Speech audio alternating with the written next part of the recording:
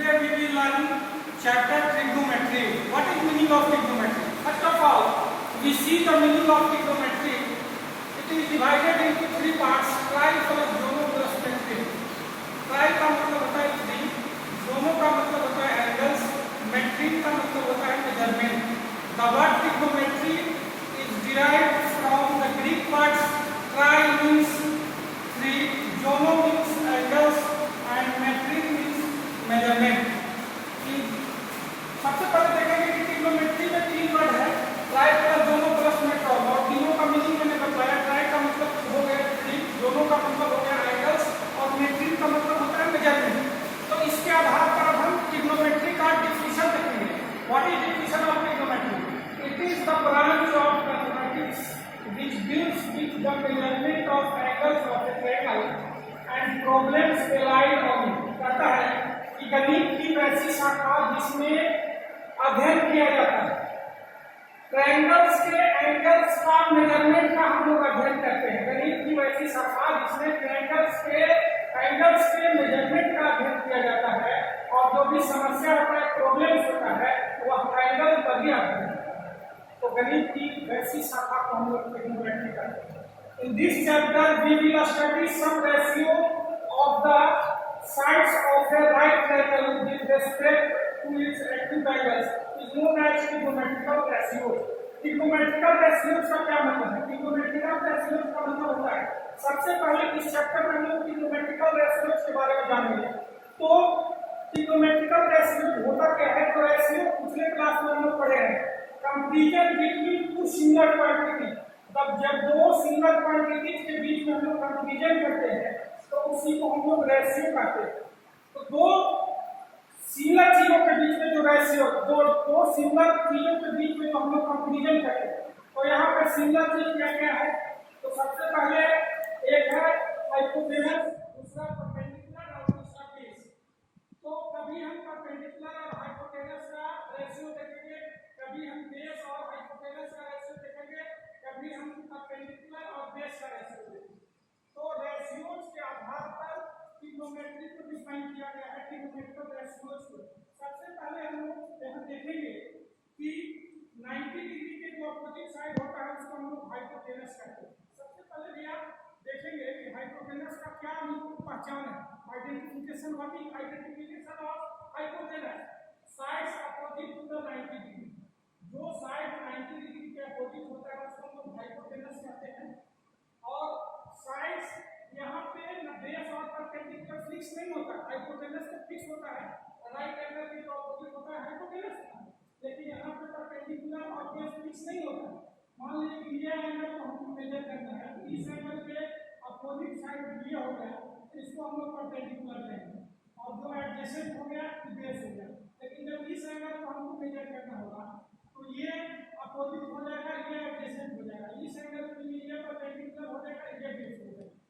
अब इतना जानने के बाद कि एंगल के अनुसार परपेंडिकुलर और बेस बदलते रहते हैं. तो इस एंगल के लिए अपोजिट हो गया तो ये परपेंडिकुलर हो गया, यानी परपेंडिकुलर का आइडेंटिफिकेशन हुआ sides opposite to the required angle. यानी रिक्वायर्ड एंगल जो रहेगा वो अपोजिट साइड को हम लोग परपेंडिकुलर कहते हैं और जो साइड बच जाएगा उसको हम लोग बेस कहते हैं. तो आइडेंटिफिकेशन समझ में आया. 90 डिग्री के अपोजिट को हाइपोटेनस कहते हैं और जो एंगल है उसके रिक्वायर्ड साइड को, अपोजिट साइड को हम लोग परपेंडिकुलर कहते हैं और जो एडजेसेंट हो गया वो बेस कहलाता है. तो परपेंडिकुलर और बेस का आइडेंटिफिकेशन जब हम लोग जान गए तो रेशियो को देखेंगे. रेशियो क्या है? ट्रिग्नोमेट्रिकल रेशियो में सबसे पहले हम यहाँ पे ये P है, ये B है और ये H है. तो P और H को देखेंगे. तो P और H का जो रेशियो होता है, P और H का जो रेशियो होता है, यानी अपोजिट बना हाइपोटेनस का जो रेशियो हो गया, इसी को हम लोग कहते हैं साइन ई थीटा. यानी एंगल के रेस्पेक्ट में परपेंडिकुलर और हाइपोटेनस का जो रेशियो होता है उसको हम लोग साइन ई थीटा कहते हैं. अब कालांतर में इसका वैल्यू साइन ई ना कहते साइन कहते हैं, एब्रिविएटेड फॉर्म हो जाएगा. तो साइन थीटा बराबर हो गया P बाई H. फिर बाद में B और H का जो रेशियो था इसको B बेस और हाइपोटेनस का जो रेशियो था इसको कोसाइन के कॉस थीटा। और तीसरा जो है टेंजेंट थीटा। टेंजेंट थीटा को हम लोग टेन थीटा भी जानते हैं, ये एब्रिविएशन टेन थीटा हो गया इसका। और बाद में टेन थीटा के नाम से ये जाना गया, लेकिन सबसे पहले इसको टेंजेंट के नाम से जाना गया। तो टेंजेंट टेन थीटा बराबर हो गया P/V। अब इसको याद करने का एक आसान मेथड है। इसको याद करने का आसान मेथड क्या है, देखिएगा ध्यान से। अब मान लीजिए कि हमको याद करना है, कमजोर जो बच्चे भैया हैं वो याद कैसे करेंगे साइन कॉस टेन को। तो साइन थीटा हो गया P/H, कॉस थीटा हो गया P/H, कोसाइन से कॉस हो गया और टेंजेंट से टेन हो गया, तो ये P/P हो गया। तो याद कैसे रहेगा, तो एक टेक्निक है पंडित बद्री प्रसाद बटा हरि बोल। देखिएगा ध्यान से, इसमें ये P/H हो गया, ये B/H हो गया, ये P/V हो गया। तो साइन थीटा हो गया P/H, इसको साइन कह सकते हैं। कॉस थीटा हो गया B/H और टेन थीटा हो गया P/D। जब हम लोग इसके जगह पर एक और है पढ़ बाबू पढ़, हाली हाली बोल, हाली बोल, यानी इसमें भी P/H, B/H, P/D। तो साइन कॉस टेन का हम फॉर्मूला प्राप्त कर लिए। अब इसके बाद होता है अपोजिट। साइन का जो अपोजिट होता था उसको हम लोग कॉसेक बोलते हैं, H/P कहते हैं। H/P साइन का होता है P/H, तो कॉसेक का हो जाएगा, कॉसेक थीटा का H/P हो जाएगा, जिसको शुरू में हम लोग कोसेकेंड के नाम से जानते थे। कोसेकेंड, कॉसेक को कोसेकेंड के नाम से जानते हैं। कालांतर में उसका एब्रिविएटेड फॉर्म कॉसेक थीटा हो गया। फिर है कॉसेक के बाद सेक, सेक थीटा को हम लोग H/P के रूप में जानते हैं, जिसको शुरू में सेकेंड थीटा के नाम से जाना जाता है, सेकेंड थीटा। और फिर है लास्ट है कोटेंजेंट, कोटेंजेंट जिसको कॉट थीटा के नाम से जाना जाता है, एब्रिविएटेड फॉर्म हो गया। तो ये हो गया B/P। यानी कहने का मतलब है कि साइन का जो रेसिप्रोकल होता है उसको हम लोग कॉसेक कहते हैं। साइन का P/H होता है, इसका H/P हो गया। कॉस का रेसिप्रोकल सेक होता है, B/H होता है, H/D हो गया। और टेन का रेसिप्रोकल कॉट होता है, उसका P/B होता है, तो ये B/P हो गया। इस प्रकार से हम लोग 6 ट्रिग्नोमेट्रिकल रेशियोज के बारे में आराम से पढ़ेंगे।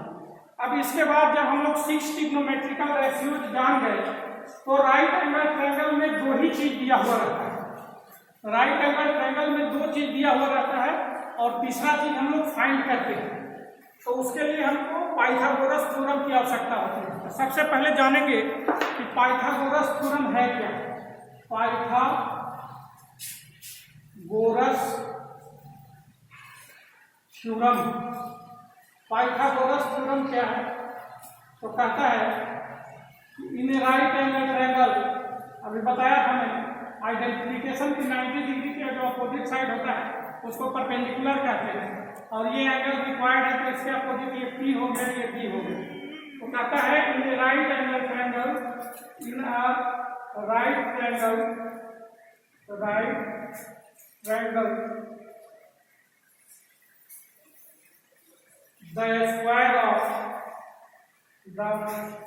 the square of hypotenuse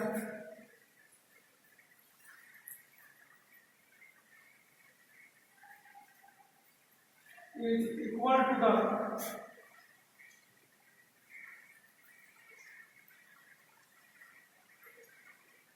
sum of the square of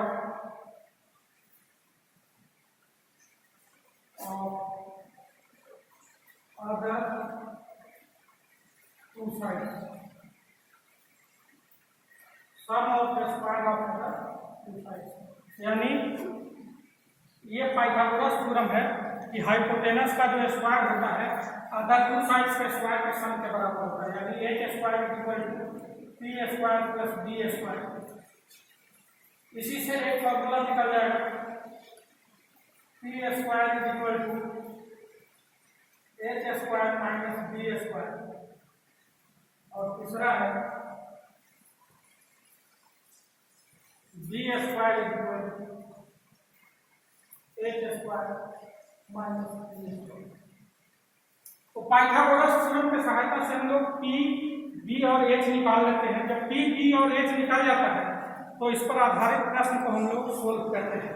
जैसे एक आधारित प्रश्न इस पर हम लोग लेंगे, एक एग्जाम्पल लेंगे और उसके बाद एक्सरसाइज आप लोग फर्स्ट एक्सरसाइज को बनाइएगा। जैसे यहाँ पे दिया हुआ है कि sin theta is equal to 3/5, then find other P ratios. Other P ratios का मतलब होता है trigonometrical ratios. Other T ratios का मतलब होता है ट्रिग्नोमेट्रिकल रेशियोज।